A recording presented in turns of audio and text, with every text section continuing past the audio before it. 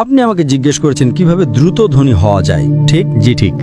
সেরা সমাধান 5 ওয়াক্ত সালাত আদায় করুন, আর ফজরের আগে 2 রাকাত সুন্নাত মিস করবেন না। জানেন কেন?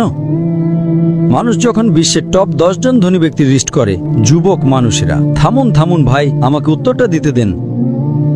আমি উত্তর দিচ্ছি, আপনি বলছেন যুবক মানুষেরা। আমি উত্তর দিচ্ছি, আপনি জানেন শীর্ষ 10 জন ধনী ব্যক্তির তালিকায় 4 নম্বরে বিল গেটস, 3 নম্বরে জেফ বেজোস, 2 নম্বরে এলন মাস্ক, 1 নম্বরে কে?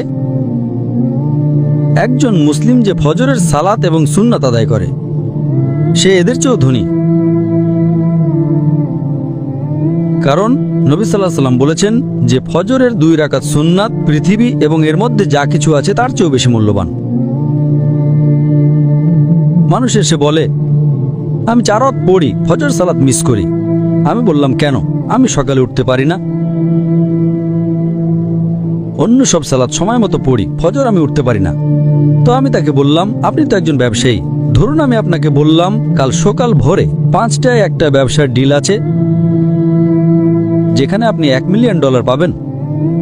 আপনি কি সেই ডিলে যাবেন? আপনি বললেন হ্যাঁ, কিন্তু আপনি তো সকালে উঠতে পারেন না। না, $1 মিলিয়ন জন্য আমি ঘুমাবই না। তাহলে $1 মিলিয়ন জন্য আপনি ঘুমান না, কিন্তু 2 রাকাত সুন্নাত যা পৃথিবী এবং এর মধ্যে যা কিছু আছে তার চেয়েও দামি, তার জন্য উঠতে পারেন না? ফজরের সালাতের মূল্য কত ভাবুন। সমস্যা হলো আমরা হাদিস শুনি কিন্তু বিশ্বাস করি না, কোরআন পড়ি কিন্তু বিশ্বাস করি না। আল্লাহ বলেছেন, তাই আমি বলি আমি কখনোই আমার ফজর মিস করব না, এমনকি আমার সুন্নাতও মিস করব না। কেউ আমাকে $1 মিলিয়ন দিলেও না। হ্যাঁ, সুন্নাত পড়া ফরজ নয়।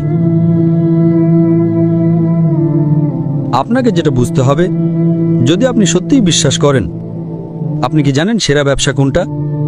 আল্লাহ সূরা বাকারা 2 নম্বর অধ্যায়ে 261 নম্বর আয়াতে বলেছেন, যদি আল্লাহর পথে একটা শস্য দানা দান করেন, আল্লাহ আপনাকে 7টা শীষ দেবেন এবং প্রতিটাতে 100টি করে দানা থাকবে। তার মানে একটা দানা 700 গুণ হয়ে যায়।